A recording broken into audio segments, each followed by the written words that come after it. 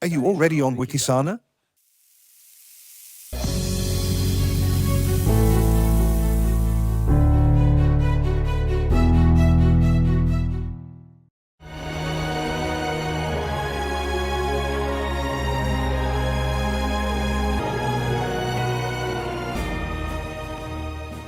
Dear viewers, welcome to today's format, Visite. Thank you for your time. Thank you for all your valuable letters.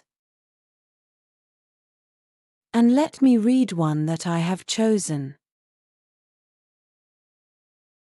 It comes from Austria, Isolde. Isolde, thank you very much. You write that you have been living in Upper Austria for 61 years. You have already seen quite a few programs, which you have followed with great interest. And I would be grateful if you could give me some advice in the context of my frontal fibrosis alopecia. I already had a psoriasis during my puberty. A psoriasis is a dandruff on both elbows. So it wasn't that bad. And from 2009, it slowly disappeared without therapy. A month later, I noticed that my eyebrows and the hair on my legs and arms were gradually disappearing. And it is still the case today. Later, I noticed that bald spots were also on the hairline, on the forehead, under and also on the ears. The suspicion of frontal fibrosis alopecia. Alopecia is confirmed. Alopecia is the hair loss. I was prescribed a drug, which needs a regular checkup at the ophthalmologist, and could cause severe damage to the eye background. That was the risk. And then you actually furthermore, have recurring symptoms, such as eyelashes falling out, underlying skin pain, and all kinds of alterations and sensory disorders, such as the warmth of the skin, stinging and burning of the tongue, are sometimes present. As you can see, some situations come together. Nobody could help me now. But maybe I can learn from you what causes my damage and how I can get it under control or get rid of it completely. It would be much nicer if I could have it again, all that what has been taken. I would be very happy to hear in any form from you. I would like to bring this into structure a little bit. In recent years or decades, we have seen an incredible increase in autoimmune diseases. And this form of autoimmune diseases has, of course, developed the branch of knowledge in medicine with a lot of immunosuppressants. That is, a so-called lichen planopilaris, that is, this disease is classified as the psoriasis in an autoimmune disease. And autoimmune diseases, if you now feel this very superficially and also from the side of a normal jargon, then it means that the body creates a chronic inflammation, it attacks itself and, of course, a chronic inflammation is always destructive.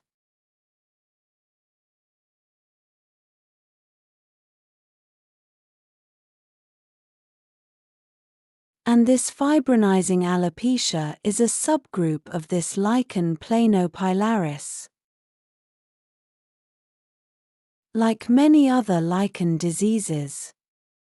That is, an inflammatory disease that destroys the hair follicle. Without hair follicle, no hair. And then, of course, a scab alopecia follows. And if we talk about it today, then you have to say between 2012 and 2018. About 3.5 to 4% of people were sick with autoimmune diseases. That means there are more people with these autoimmune diseases, which also have taken technically produced or biotechnologically produced drugs against inflammation.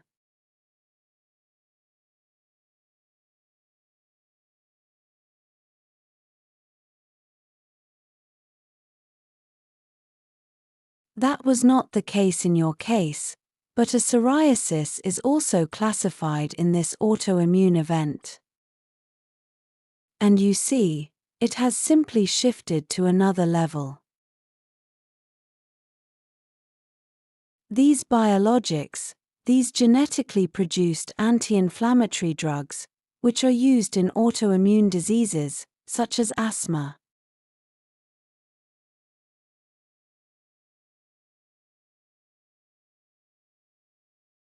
colitis ulcerosa, omalizumab, or dupilumab. These are such names that intervene in the immune system to significantly reduce the inflammation. Of course, this is a situation that at the moment regulates the inflammation process, but on the other hand has a great imbalance on the immune side.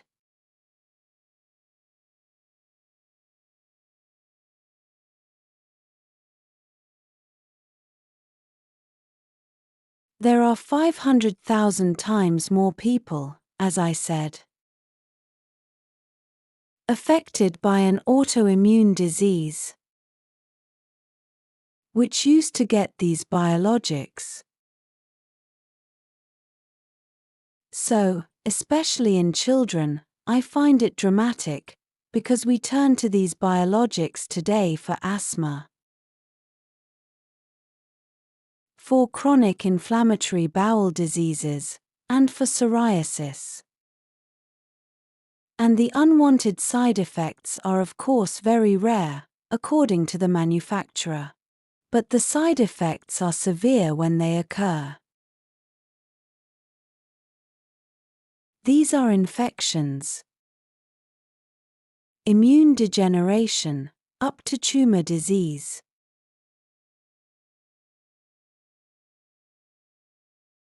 This disease picture leads to the development of or has caused the development of an autoimmune disease. And we know today that this goes back to the neurologist Cicero Coimbra. He is a neurologist at the University of São Paulo in Brazil, who observed that people with autoimmune diseases have disorders in the balance between Th1 and Th2.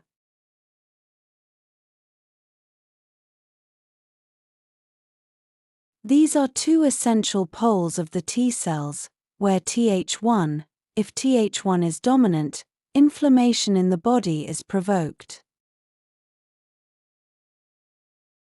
And if Th2 is insufficient, this inflammation can also be difficult to balance.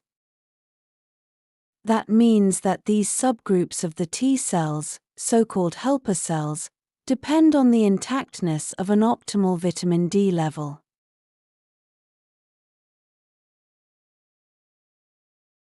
And for many years now, Cicero has already started many people with autoimmune diseases. He started with MS. And he observed very forcibly that the vitiligo of the MS patient, the white spot disease, that the psoriasis of the white spot disease, and many other autoimmune diseases clearly came to a standstill, or in revisions, they did not continue, because the MS with or diagnosed a disorder in vitamin D metabolism discovered and then developed the vitamin D high dose protocol.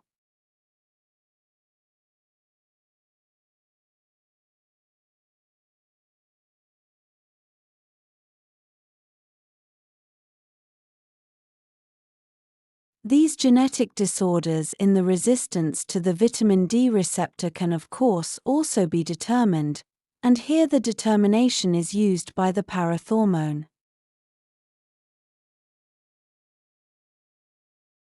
This is a hormone of the adrenal gland. The disorder within the vitamin D metabolism has different areas. That means, is my body able to form enough inactive vitamin D? This is the 25OH. Is my body able to convert this vitamin D into the active vitamin D? Is my body able to transport this vitamin D, the active one, sufficiently now? And can it in the cell? Maybe an enzyme is missing that it is possible for the cell to attach to the receptor. You all know that vitamin D is one of the vital and supervital hormones. Hormones must be produced by the body itself. And sometimes I wonder, does the big attack on the cholesterol synthesis that we have been responsible for 30 to 40 years through dysthystia also have an influence here? An event that takes place in our body that has been going on for billions, millions of years, on which we are also allowed to rely in the reliability that the body always adapts these things adaptively to us, always makes available. We intervene there. And we have to be able to explain the emergence of such diseases. Why is there this disturbance in vitamin D metabolism? Of course, we will contribute our own to this, if you mean. We must first have light protection factor 80 or 50. That's a mockery. We have to regain the love for the sun. We have to stop attacking the sun as something very bad and melanoprovocative. We have to stop constantly wanting to protect ourselves with these things. The effects have also happened to our metabolism. And I'm not talking about getting a sunburn. But I'm talking about keeping myself in the light enough. I'm also talking about consciously, if then, not to fry in the sun for hours. But once a day 20 minutes in the Eva costume, you don't get a sunburn, there are 10,000 units that are formed. You have to consciously use that exposure. And just take a look at my vitamin D levels. And not just say everything bad, we're not allowed, we're not supposed to. And at some point it has to be over and we really have to take care of the causes. We have we're talking about toxin number 1 today, aluminum, the chemtrails, which you still think it's all just a spook. We can deliver hard facts. We have a high toxic load with chemicals. We have high loads with pesticides, herbicides. Read the book by Carlson. Already in the 60s it's pure time. What happens to the population when we start to torture nature? And to destroy it? All of this has an impact. We are the generation that now, of course, carelessly, like with the watering can, we've spilled everything on antibiotics and we're still surprised. Autoimmune diseases also need certain prerequisites that they can arise at all. And autoimmune diseases now need a sick gut. Autoimmune diseases need the individual genetic disposition, I'll call it, maybe just at the point of detoxification to be attackable. And autoimmune diseases need loads, whether it's biochemical, physical,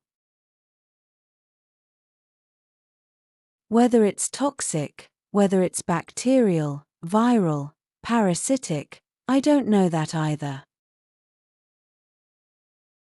But ultimately we have it, because then, if we classify it as an autoimmune disease, I say, a possibility, such a process, when it begins, and I'm just a little sad now, Isolde, that I have to tell you this now, because I think that hair follicles, which are destroyed by these inflammatory processes, no longer allow a regenerative effect.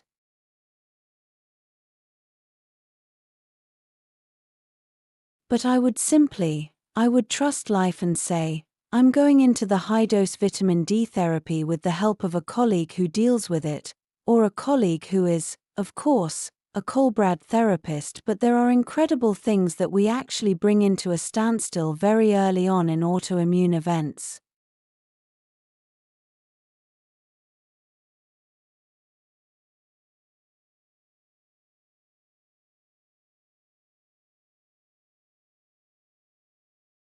Or into remission.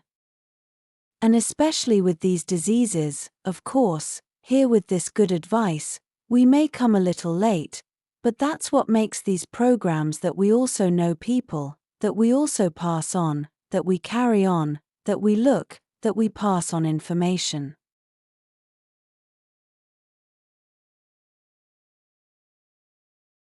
That's why I just like this broadcast profile so much, because it's the topics that concern us every day.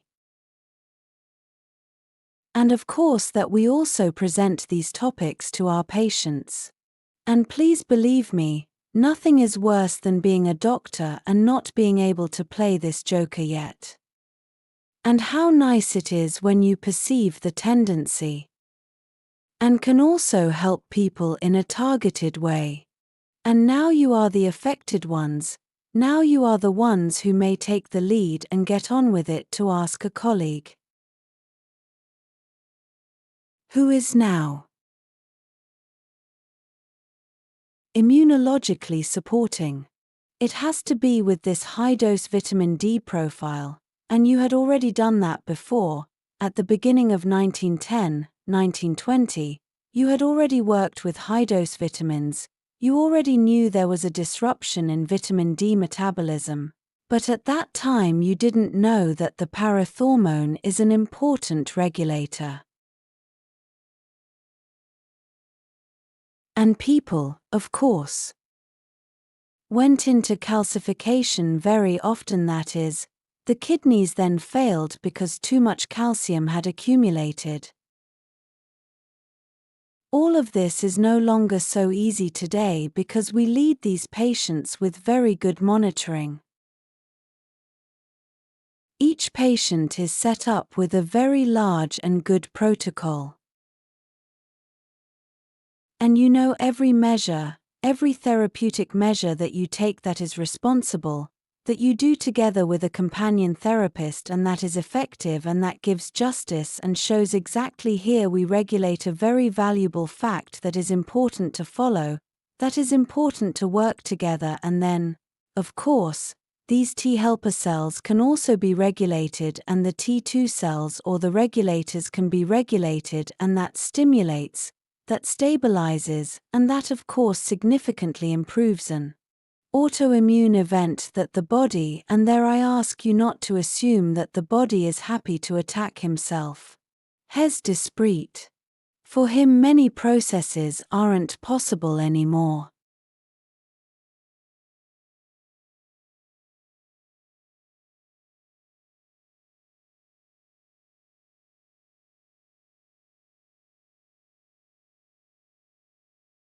It is no longer possible in the course of a disturbed vitamin D metabolism.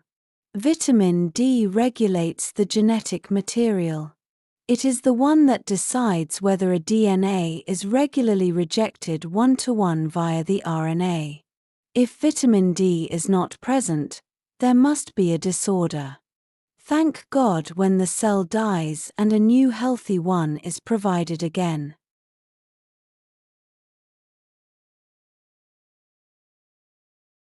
But how often is that not the case? And how rapidly it goes up in the autoimmune disease, we can't get a grip on it if we develop even better biologics in this regard. What do we do with the children tomorrow, or what do we do with the people who get sick tomorrow, if we don't really care about the causes that lead to a disruption of the vitamin D metabolism anyway?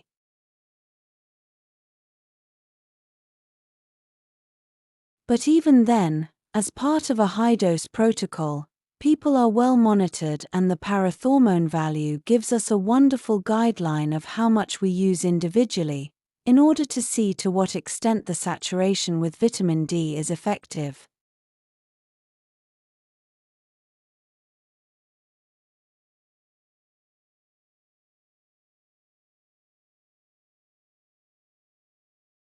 I am incredibly grateful to Cicero, a wonderful person whom I got to know, who, of course, doesn't leave the vitamin D alone at all, but also knows about the fact that without magnesium, vitamin K, vitamin A, the entire B vitamins 1, 3, 2, 5, 6, 10, that chrome, selenium and zinc, without these cofactors, of course, I am not at all allowed to integrate the whole thing into a vitamin D metabolism.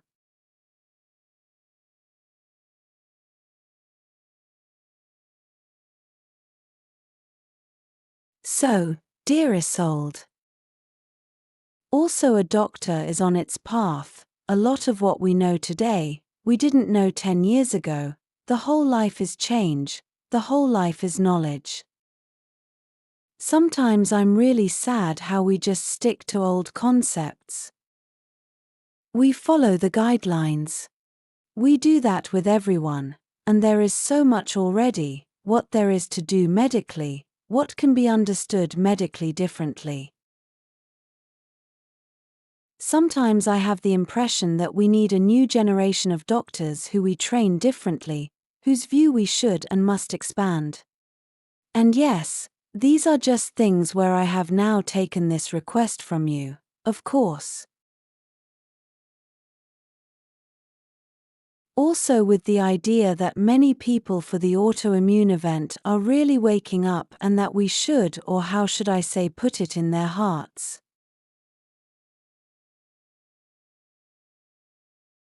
that we should perhaps understand this very, very early. In order to proceed here more specifically, you see that I'm looking for something, I've been thinking about it, the time is not quite up yet, what else can I present to you? But I still have two or one thought. A viewer wrote to me that through the broadcast and also through certain circumstances the 5G mobile radio has only really noticed the seriousness of the 5G mobile radio.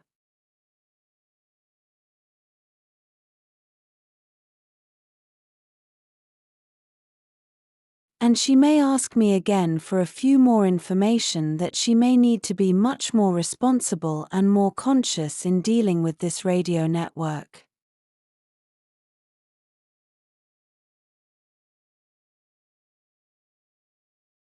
We are standing here today and for the past 2 years everything has become official, the surveillance works, all the time we use to close the 5G network worldwide. A transmitter is now installed every 150 to 100 meters. This is a technology that was actually already secured with 4G, that is, we actually have everything that we humans do in the context of our present time on this earth, including big, incredible, positive things. We can cover our communication well with it. But it goes on, and it is no longer about communication, it is now more about the data transfer from machine to human, and it is about the data transfer from machine to machine, that is, this incredible and unlimited amount of data has now taken on an extent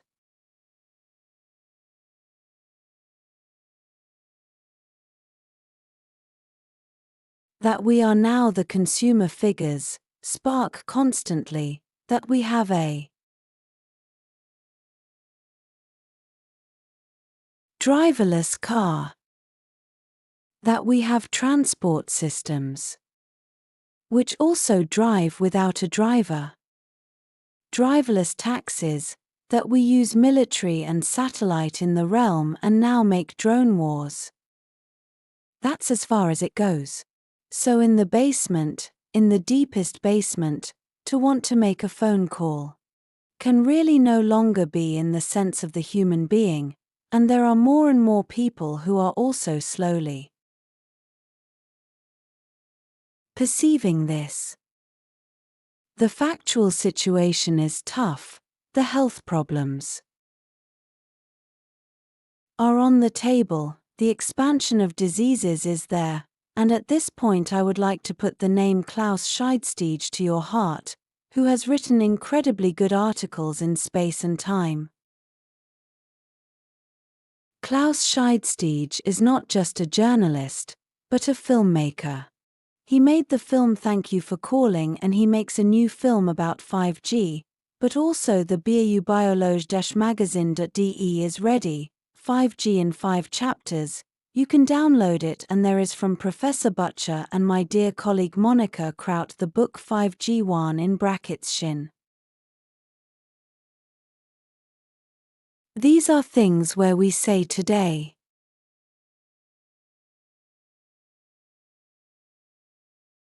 Smartphone has become ideal for listening, for monitoring, for everything. There are some thoughts, information, it's all on the table. We can't make the situation better at the moment, and yet there is a lot we can really do. In a conscious way with it. I must not hope for a collective sense of responsibility that we all say here humanity stops. We have become very dependent on these things. But ultimately it is so that we may be each of us in his place and in his function to be there with these things directly, and then find our own way to get back to things that we make very transparent today, which we also have very well today.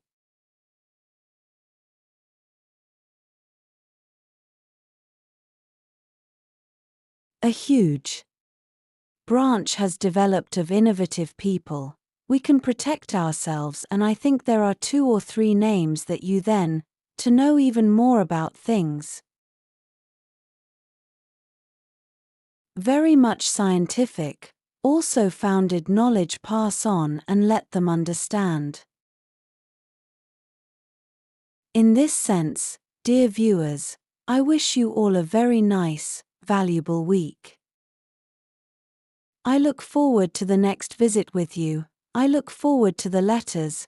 Thank you very much, and feel free to write to me at visite@QS24 TV. I will of course take the corresponding emails and use the next broadcast to design.